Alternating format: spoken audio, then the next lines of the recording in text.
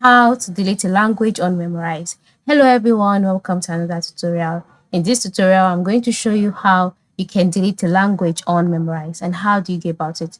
The first step is to launch the application on your device and then log in into your account. Once you're logged into your account, you can see my account here and the level that I'm on and the defenses that I can do to upgrade.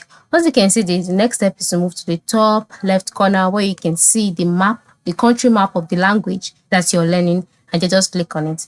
By clicking on it, you will see all of the languages that you're learning. So in order to delete a language, just move to the right side of the language and then click on the 3 horizontal dots, which stands for the more option button.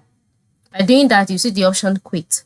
Okay, so just click on that, and then just like that, the language will be deleted.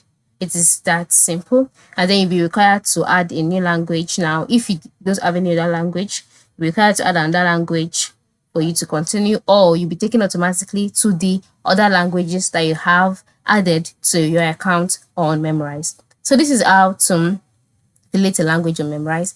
Thank you for watching and have a good day.